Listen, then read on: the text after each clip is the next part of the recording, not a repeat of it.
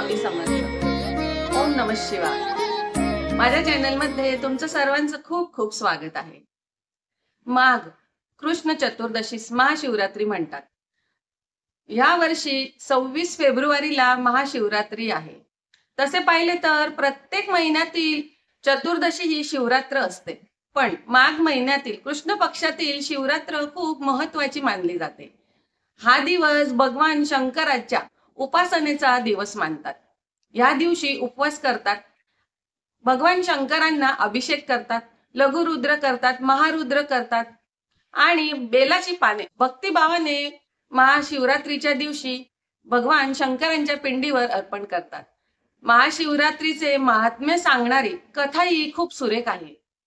सर्वांनी महाशिवरात्रीचं व्रत केल्यावर त्या दिवशी उपवास करून फराळी करतात, पण व्रत केल्यावर जर ही कथा ऐकली तरच तुम्हाला या शिवरात्री व्रताचं फळ पुण्यफळ प्राप्त होईल। तर ही कथा मी सांगणार आहे ती तुम्ही शेवटपर्यंत नक्की ऐका। एकदा एक शिकारी शिकारीसाठी रानात गेला। त्या दिवशी महाशिवरात्र होती। जाता जाता त्याला एक शिव मंदिर लागले। देवळात काही लोक शंकराची पूजा करीत होते, कोणी ओम नमः शिवाय असा जप करीत होते। ते पाहून तो हसला आणि त्यांची चेष्टा थट्टा करू लागला, म्हणून तो शिव शिव असे म्हणू लागला। त्यामुळे त्याच्याकडून नकळत का होईना शिवोपासना घडू लागली। तो रानात आला। एका तळ्याकाठी असणाऱ्या बेलाच्या झाडावर तो शिकारीसाठी बसला। त्याच्या डोळ्यांसमोर पानाचे झुपके येऊ लागले, त्यामुळे त्याला सावट नीट दिसत नव्हते, म्हणून त्याने ती पाने बेलाच्या झाडावरची पाने तोडून तो खाली टाकायला सुरुवात केली।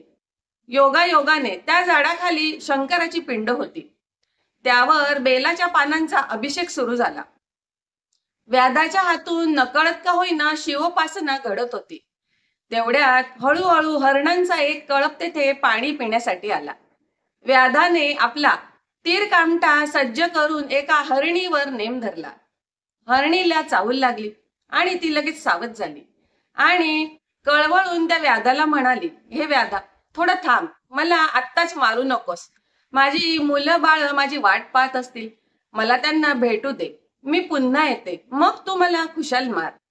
हरणीचे शब्द ऐकून व्याध जोरजोराने हसला आणि म्हणाला, वाह, काय पण सांगत आहे, म्हणे मी परत येईन।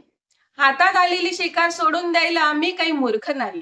माझी पोरं बाळ उपाशी ठेवून तुला सोडून देऊ आणि तुझ्यावर विश्वास ठेवू। तर व्याधाला ती खूपच विनंती करू लागली आणि म्हणाली की माझ्यावर विश्वास ठेव। तुला तुझ्या मुलांबद्दल प्रेम वाटते तसे मला नाही वाटत का? मरण्यापूर्वी निदान त्यांना एकदा मला बघू दे। हरणी पुन्हा कळवळून म्हणाली। ते ऐकून व्याधाला तिची खरंच दया आली। त्याने तिला परवानगी दिली। शिकारी झाडावरच त्या हरणीची वाट पाहत बसला। रात्रभर खायला काहीच न मिळाल्याने त्या व्याधाचा उपवास घडला, पण वेळ जायला काहीतरी उद्योग हवा म्हणून तो बेलाची पाने तोडून खाली टाकत होता व खाली शिवलिंग होते म्हणून ती पाने शिवलिंगावर पडत होती। दुसऱ्या दिवशी ती हरिणी आपल्या परिवारासह तेथे परत आली। ते पाहून व्याधाला आश्चर्य वाटले। रात्रभर घडलेल्या उपवासाने त्याचे मन विचार करू लागले, त्यामुळे हरिणीच्या प्रामाणिकपणाचे त्याला कौतुक वाटले। त्याच्या मनात चांगल्या भावना निर्माण होऊ लागल्या। प्रकाश आल्यावर अंधार जसा नाहीसा होतो, त्याचप्रमाणे शुद्ध चांगल्या भावनांच्या निर्मितीमुळे तिची हत्या करण्याचा विचार व्याधाच्या मनातून नाहीसा झाला। हे मनाचे शिव म्हणजेच कल्याणकारी विचार प्रगट होतात। भगवान शंकर त्याच्यावर प्रसन्न झाले। व्याधाला व हरणीच्या परिवाराला त्यांनी विमानात बसवून स्वर्गात नेले। रात्रीच्या वेळी आकाशात मृग नक्षत्र दिसते, त्याच्या शेजारी व्याधाची एक तेजस्वी चांदणी ही लुकलुक करत असते। त्याचे तेज मोठे मनमोहक आहे। अशी ही कथा आहे। शिव ही ज्ञानाची देवता आहे। त्यांच्या मस्तकातून सतत ज्ञानगंगा वाहत आहे। कैलासाच्या उत्तुंग शिखरावर बसलेले भगवान शंकर आपल्याला समजावतात की शिव म्हणजे कल्याण प्राप्त करण्यासाठी जीवनाच्या निश्चित उंचीपर्यंत पोचले पाहिजे. कल्याणाचा मार्ग काटेरी अवघड असतो. श्रेयाच्या मार्गावरून जाताना अनेक ठिकाणी चढ उतार येतात. शिवची साधना, शिवत्व प्राप्त साधना केल्याशिवाय प्राप्त होत नाही. जीवनाच्या रोजच्या सामान्य गोष्टींपासून वर गेल्याशिवाय शिवत्वाची चमक प्राप्त होत नाही.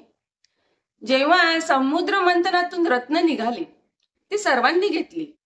अमृत सर्वजण प्यायले, परंतु जेव्हा विष निघाले तेव्हा सर्व पळून गेले.